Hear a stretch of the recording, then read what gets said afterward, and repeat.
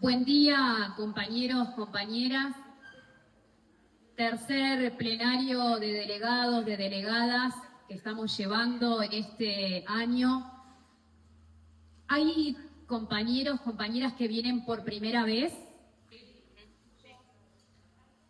¿Sí? ¿Compañera delegada de qué escuela? Jardín 28.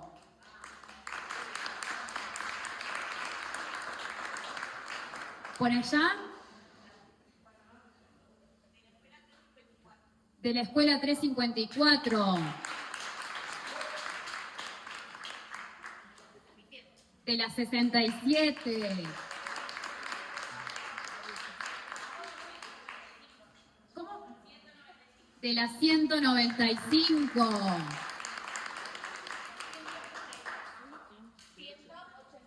De la 183. Bien. Esto es una muy buena noticia también. Escuchen, delegada, ¿de dónde, compañera? Escuela domiciliaria y hospitalaria. Bien.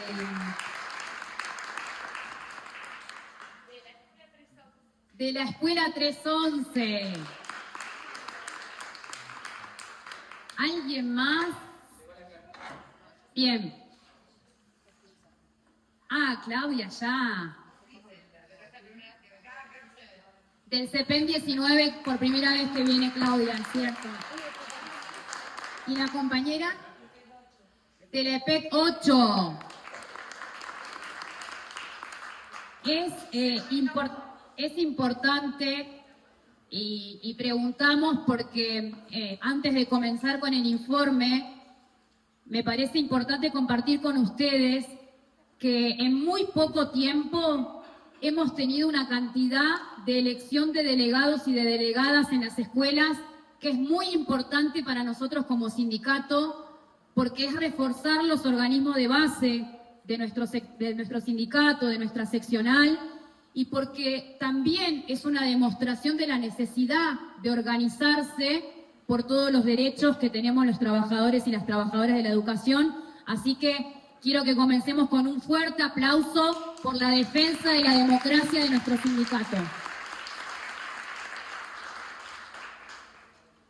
Para comenzar con el informe, en relación a la situación política, económica, es importante destacar que a nivel mundial se siguen profundizando las tendencias bélicas por parte de Trump, que intenta sostener su hegemonía a partir de intervenir militarmente en diferentes lugares del mundo, pero lo más fuerte y que sigue resonando y que tiene un impacto mundial y también en la economía del país, en la economía de esta provincia y que repercute en nuestros bolsillos, es lo que está sucediendo con Irán. Han intentado llegar a algunos acuerdos sobre el estrecho de Hormuz porque eso ha generado que se dispare el precio del combustible y, como todos sabemos, cuando se dispara el precio del combustible repercute en los alimentos de primera necesidad, en los alquileres. Ahora, si bien el imperialismo ha intentado avanzar con estas medidas, con tarifas, con aranceles altos en diferentes lugares, fundamentalmente en Latinoamérica, con Brasil, con Venezuela, con la intervención en Venezuela, porque no lo decimos, pero todavía Maduro sigue preso, con el bloqueo a Cuba. Todo ese contexto no se da sin resistencia de los trabajadores y de las trabajadoras. Y el mejor ejemplo, por más que haya pasado casi un mes, es la propia clase obrera y los trabajadores de Estados Unidos. 8 millones de personas rechazando la guerra a nivel mundial. Y la rechazan no simplemente por un posicionamiento contra la guerra en sí, sino porque repercute directamente en los puestos de trabajo, en el bolsillo de cada uno de los trabajadores y trabajadoras. Tiene su impacto en nuestro país. Hemos transitado que en el primer trimestre las naftas han aumentado más del 30%.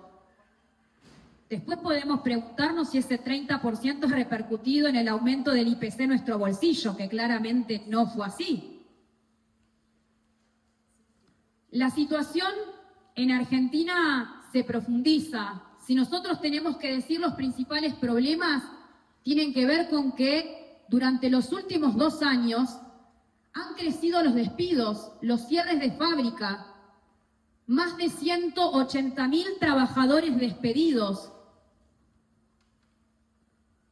El gobierno de Milei saludó el despido de más de 60.000 trabajadores del Estado. Dijo, bueno, hay que terminar con los ñoquis, con total liviandad. Eso significa más de 200.000 familias sin tener ingresos, desocupadas. En segundo lugar, en la pérdida del poder adquisitivo.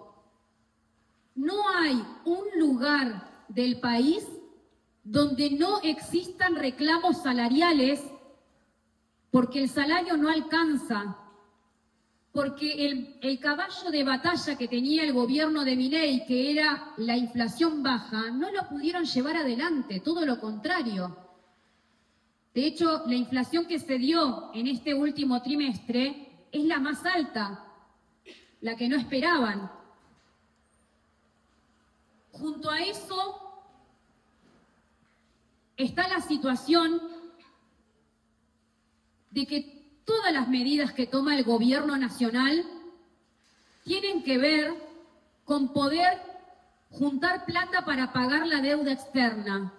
Una deuda externa de la que nosotros no somos responsables, pero sin embargo hay un impacto directo, porque pagar la deuda externa significa menos dinero para salud, para educación, para plan de obras públicas. El avance de la reforma laboral ha sido uno de los puntos centrales que no podemos dejar de mencionar y de discutir. Y no hay sentencia alguna o revés judicial que esté pudiendo contener esa situación. Y acá entra en escena un aspecto que para nosotros es fundamental denunciar.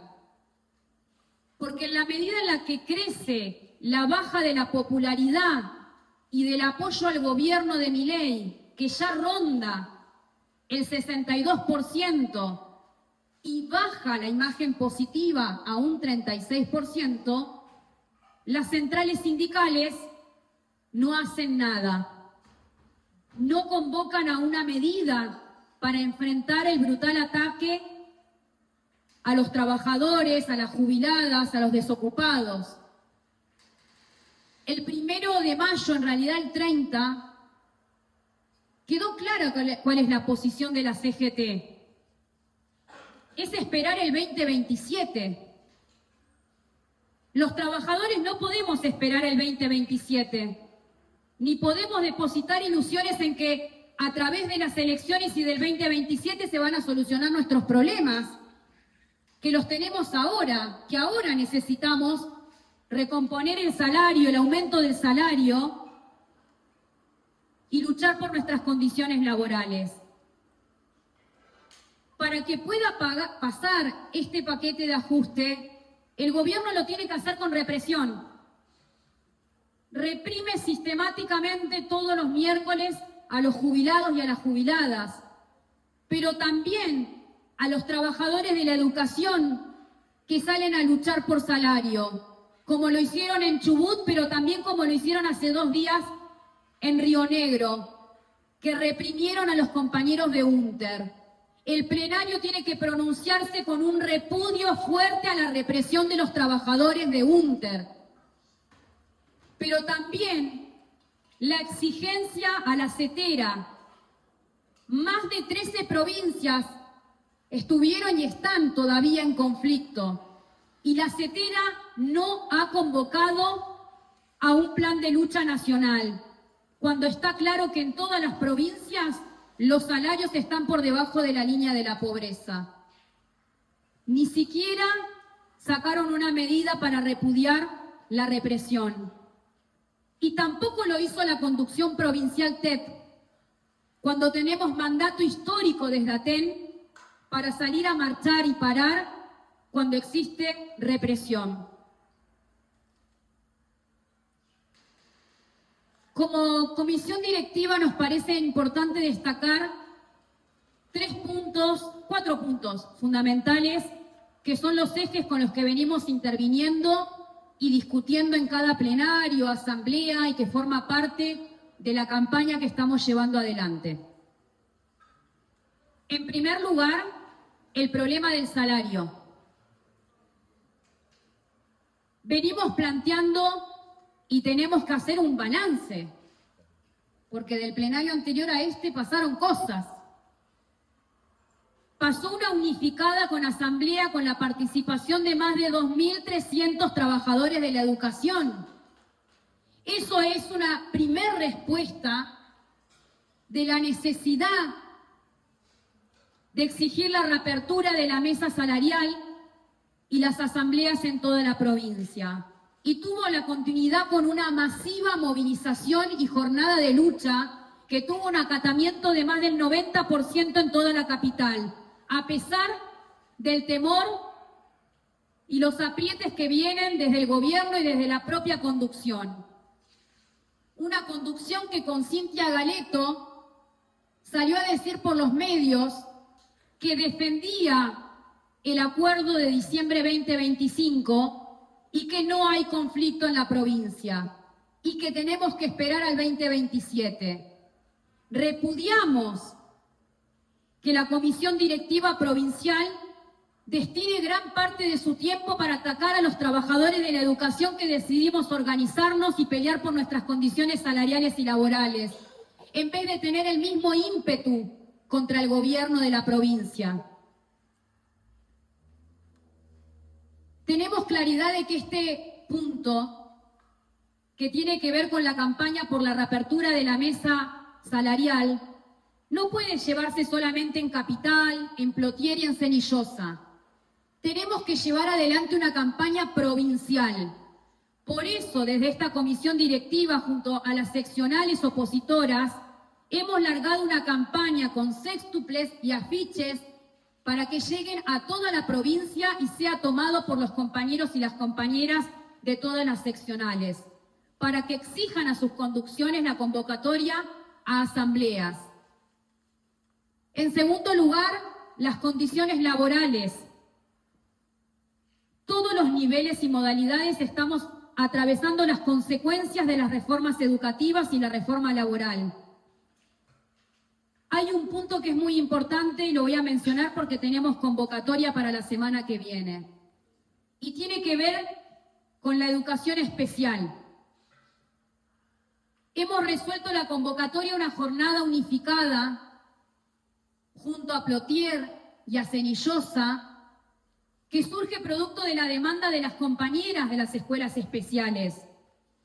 Porque así como la reforma golpea en media, en nivel inicial, con el cierre de las salas, sin poder acceder a un cargo, es decir, que hay desocupación en el nivel inicial, con el problema de la inexistencia de las preceptoras, de las duplas para las horas especiales, y que están intentando ir moviendo cada uno de los cargos para cubrir cuando falta algún docente. En el caso de especial, las compañeras están padeciendo los lineamientos, la 934, el proceso que hemos denominado de inclusión excluyente y que se reafirma con la disposición 004, que entre sus puntos principales plantea que las compañeras tienen que cambiar pañales, apósitos y sondas, que empiezan a correrlas del rol pedagógico que tienen e imponerles que lleven adelante esta tarea, que también es un ataque al derecho a los niños, niñas y adolescentes con discapacidad, que requieren de una persona especializada para que pueda cumplir esa tarea. El problema de la democracia sindical, ya lo hemos mencionado, estamos con una importante campaña alrededor de la convocatoria a asambleas en toda la provincia. Pero no podemos dejar de decir algo que lo vamos a repetir hasta el cansancio. El ataque a la democracia sindical es que a esta comisión directiva la conducción provincial no le está otorgando todas las licencias que le corresponden. El gobierno está pagando una licencia cada 400 afiliados. Nosotros tendríamos que tener licencias para toda la comisión directiva. Y eso es un ataque al derecho de los trabajadores, porque significa que podamos recorrer menos las escuelas, que hayamos tenido que reducir los horarios de guardia, de atención en el sindicato, porque no damos abasto para poder atender todas las situaciones, aunque le ponemos toda la garra y todo el pulmón y tratamos de llegar a cada una de las escuelas. Pero esta respuesta, junto al intento de paralelear a nuestra seccional, es un acuerdo que tiene la conducción provincial con el gobierno para impedir que esta directiva desarrolle política, porque es la única que está decidida a enfrentar al gobierno, porque no está de los dos lados del mostrador. Y la conducción provincial tiene un problema central y le queremos dar este mensaje. Pueden repartir agendas, pueden llevar adelante cursos de formación, pueden intentar paralelearnos la seccional, pero tienen un problema fundamental. Chocan con los intereses de las trabajadoras y de los trabajadores por el acuerdo que tienen con el gobierno, y que ese acuerdo es el que impide que estén luchando y poniéndose a la cabeza de la exigencia de la reapertura de la mesa salarial. Por último, las situaciones de violencia que se han dado en las escuelas. Este es un punto en el que nos queremos detener. Venimos de una reunión el día de ayer de equipos directivos, supervisivos, asesorías pedagógicas, equipos de ATSE, donde discutimos algunas cuestiones que nos parecen centrales para tener y para que puedan ser tomadas en el debate por el plenario. En primer lugar, rechazar la política punitivista que está llevando adelante el gobierno y el Consejo Provincial de Educación. Las escuelas no somos generadoras de violencia. En las escuelas repercute la situación de violencia social y económica que vivimos. 6 de cada 10 chicos pasa hambre en este país. No hay garantías de acceso a la salud, a la vivienda de gran parte de la población. 700 personas en situación de calle en la provincia de Vaca Muerta. No basta con los protocolos que nos hacen llegar a las escuelas. Protocolos que plantean en primer lugar hacer la denuncia a la policía. Y que no responden al problema, porque miren, los protocolos pueden servir de guías, tienen que ser construidos por las escuelas, pero si el primer punto es hacer la denuncia policial para que después la comisaría le pida a una directora la carpeta de un niño, de una niña de 6º, de 7º grado para saber si es culpable, lo rechazamos totalmente. Nuestros estudiantes no son potenciales delincuentes. Nuestros estudiantes viven la violencia de esta sociedad. Queremos discutir sobre este punto y sobre cuáles son las perspectivas de salida. Entendemos que las compañeras en las escuelas estamos solas y que se nos impone que tengamos que resolver todos los problemas. La escuela pública no puede sola, no puedo sola en mi grado, en mi curso. Necesito poder tener acompañamiento para poder abordar las diferentes situaciones que se dan de violencia en las escuelas. Serán los equipos interdisciplinarios, serán los equipos psicopedagógicos, los gabinetes, demandas históricas que tenemos los trabajadores de la educación, y que necesitamos uno por escuela, no un gabinete para cubrir 10 escuelas.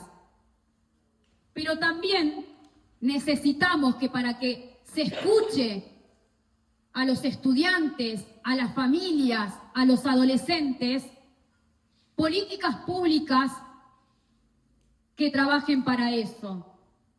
Ayer un informe decía que más del 52% de la juventud no tiene perspectiva de estudiar y perspectiva de trabajo. Eso es lo que tenemos que discutir. Necesitamos estudio y trabajo para toda la juventud.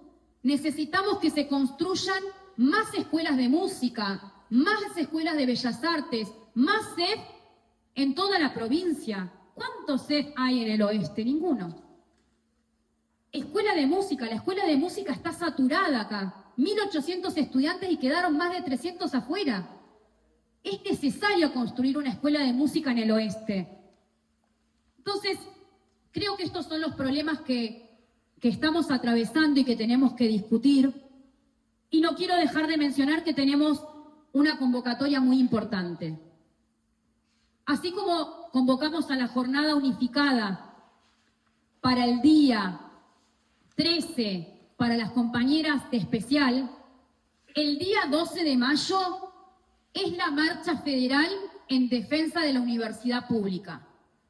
Tenemos que estar todos y todas defendiendo la universidad pública. Defender la universidad pública es defender la educación de conjunto frente al ataque del gobierno nacional. Todo esto que acabamos de mencionar dirán, ¿y de dónde sacamos para poder cumplir cada una de las demandas que tenemos? Nosotros planteamos con total claridad, plata hay en la provincia. Se están produciendo 610.000 barriles de petróleo que permitirían garantizar con tan solo un día el salario de más de 26.000 trabajadores de la educación. ¿Qué pasa con los restantes 29 días que se producen? Se lo están llevando las petroleras. Entonces decimos plata para educación, plata para salud y no para las petroleras. Que tengamos un muy buen debate, compañeros y compañeras. Que fue en el marco de la provincialización.